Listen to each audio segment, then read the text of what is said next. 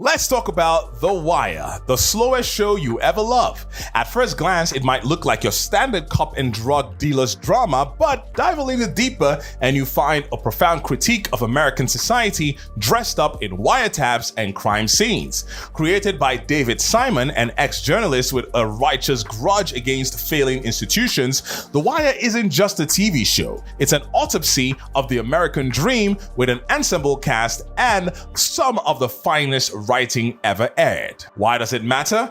Because while most shows are content with entertaining, The Wire educates, indicts, and elevates. It doesn't just tell you who did it, it tells you why, who let it happen, and how nothing will ever change. And yet, it remains incredibly human, even hilarious in its darkest moments. Let's explore how this masterpiece came to life and why it still matters, and how it changed television forever.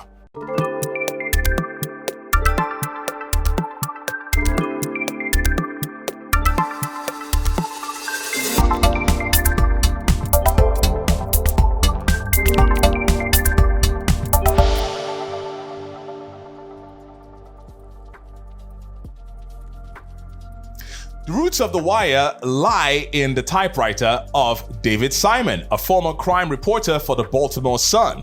He wasn't just covering crime, he was embedded in it, spending a year with the Baltimore Police Department's homicide unit. That deep immersion birthed his first book, Homicide: A Year on the Killing Streets, which inspired the show Homicide: Life on the Street. But Simon wasn't done. He had more to say, a lot more, about the systemic rot he witnessed daily. Teaming up with Ed Burns, a former Baltimore cop and school teacher, and clearly a masochist for punishment, Simon envisioned a show that didn't glorify cops or glamorize criminals. Instead, it would explore how institutions like the police, education, media, and politics often undermine the very people they are meant to serve. HBO took a gamble on Simon's unorthodox pitch, a slow, novelistic crime drama with no stars and no guarantees. What they got was television gold. Each season of The Wire zeroes in on a different pillar of Baltimore's crumbling ecosystem, and by extension, America's. Season 1 sets the stage with the drug war, throwing us into the trenches with street-level dealers who treat the corners like chessboards and cops who are somehow both brilliant and bureaucratically handcuffed. It's gritty, it's raw, and it introduces us to the idea that justice isn't a destination. It's a bureaucratic maze with no exit signs. Wiretaps become the magic trick of the season, turning surveillance into Shakespearean drama. If you ever wanted a deep dive into how institutions chase stats, modern solutions, this is your jam. Then comes season 2, and just when you figured out who everyone is, The Wire yanks the rug from under you and drops you off at the docks. We meet the Longshoremen, a group of guys who haven't seen a job in months, but still manage to hold on to their unions, their fears, and their bitterness. It's a curveball that initially confused fans, but it ended up broadening the show's canvas to include the slow, sad death of the American working class. Smuggling, shipping containers, and the disintegration of blue-collar pride takes center stage. It's the American dream complete with rust and regrets in a shipping crate. By season 3, we're back in the city, this time peeking behind the curtain of politics, where idealism goes to die. Reform is a hot potato no one wants to hold for too long, and the same corrupt cycles spin like a rigged carousel. The streets are still a battlefield, but now the real war is between image and impact. Then season 4 hits, and buckle up because it might be the most emotionally ruinous television you ever love. Focusing on the public school system, it follows 4 middle young boys as they try to dodge a future that's practically engraved in stone. Finally, season 5 turns the lens on the media, those noble and not so noble scribes shaping public perception. Turns out journalism isn't about truth as much as it is about headlines, awards, and maybe a little bit of pageantry. In short, every season is a masterclass in disillusionment with impeccable dialogue. The brilliance lies in how these seasons interweave. Characters evolve, systems clash, and by the end, it becomes clear. It's not about good guys versus bad guys. It's about the systems themselves, indifferent, unyielding, and often rigged. The show doesn't spoon feed you. It demands attention. It's not here to wrap things up in a bow. It's here to ask, how did we get here? And what the hell do we do now? David Simon is the kind of guy who looks at a crumbling institution and thinks, you know what this needs? A 5-season television epic with Greek tragedy levels of despair.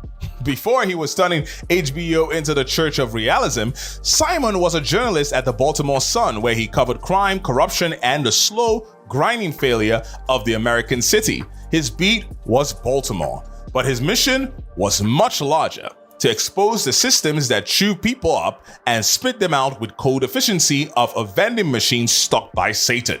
His writing had teeth, his observations had venom, and his point of view equal parts righteous indignation and weary acceptance that the cavalry is not coming. Simon's genius lay not just in the bleak poetry of his prose, but in his refusal to tell comforting lies. The Wire wasn't out to hand you a hero or give you a clean resolution. It wanted to show you how the sausage was made, and then make you question why you ever ate it in the first place. He didn't create this magnum opus alone. Enter Ed Burns, a former Baltimore homicide detective and public school teacher, because apparently one traumatizing job wasn't enough. Burns brought an insider's knowledge of the institutions Simon loathed, and the duo forged a partnership built on mutual distrust of bureaucracy and an alarming amount of coffee. Their writer's room was less a TV team and more a rogues gallery of hardened truth tellers, former journalists, ex-cops, educators, novelists, basically anyone who'd survived a frontline encounter with systemic failure. The vibe was equal parts newsroom, police precinct, and graduate seminar on despair. There were no token characters, no lazy plot twists, and certainly no concessions to audience hand-holding. If you didn't catch a reference, tough luck. If a character died unceremoniously, well, that's life, or at least life in Baltimore. Simon and Burns weren't just telling stories, they were building an autopsy report on the American dream, one institution at a time, and they made sure it came with footnotes. When The Wire premiered, its cast was more like a Hollywood talent thrift shop, full of unknowns. Character actors and people who look like they've never had a headshot, let alone a red carpet moment. And yet, out of this humble ensemble rose some of the most unforgettable characters in television history. Dominic West's Jimmy McNulty is the spiritual cousin of every well-meaning disaster you've ever worked with. Brilliant, self-sabotaging, and powered almost entirely by Jameson and poor decisions. And then there's Wendell Pierce's Bunk Moreland, who delivers deadpan wisdom through a haze of cigar smoke and hangover regret. And let's not forget Sonia Son's Kima Graggs, who juggles the emotional tightrope of being both a sharp-focused detective and a woman trying to keep her personal life from collapsing like a Baltimore row house.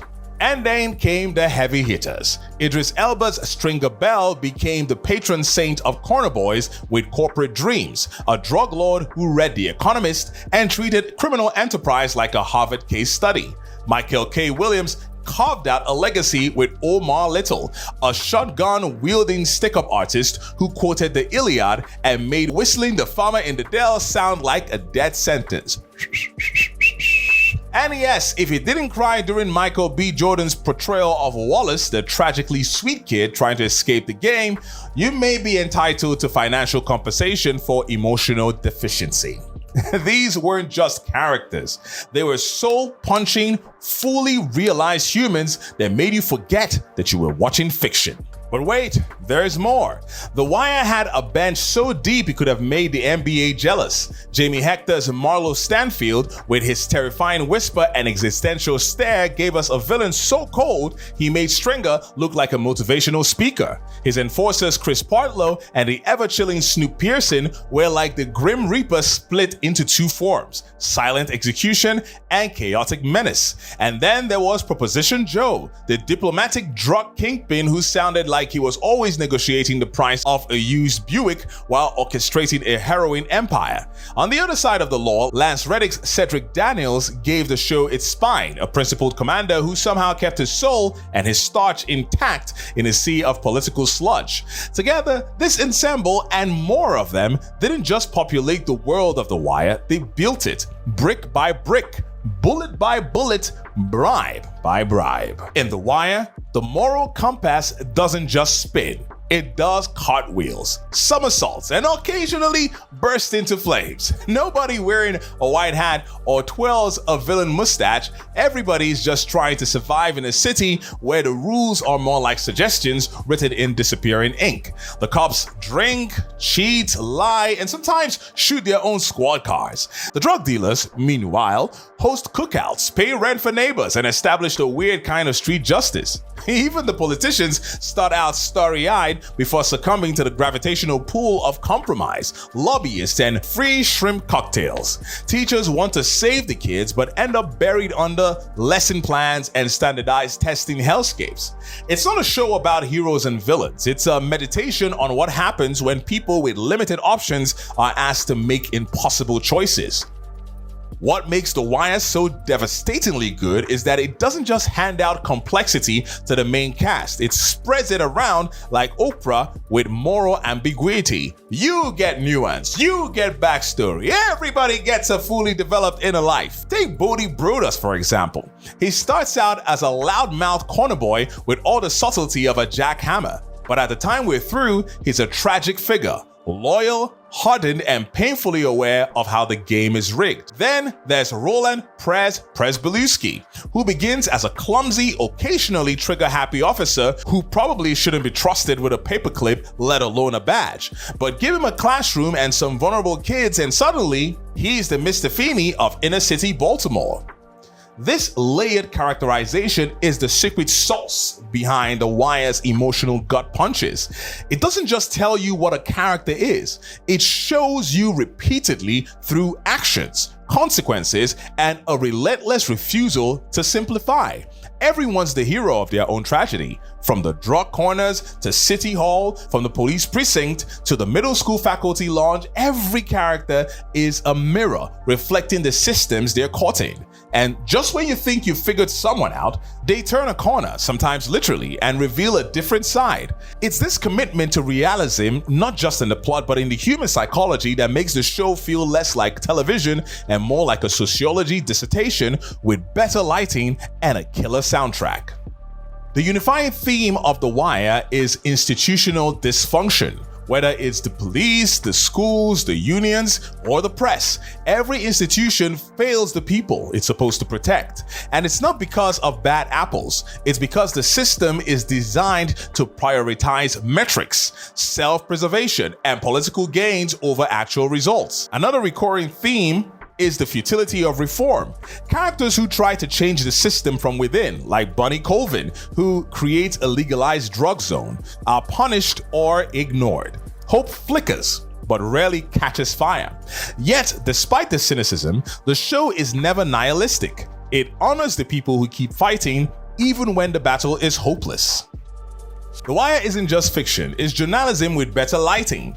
It's a portrayal of the drug war, institutional racism, political corruption, and economic decline that was so accurate that universities now teach it in sociology and public policy courses. Even President Barack Obama called it his favorite show and invited David Simon to the White House to talk criminal justice reform. The show's relevance hasn't faded. If anything, it's grown sharper.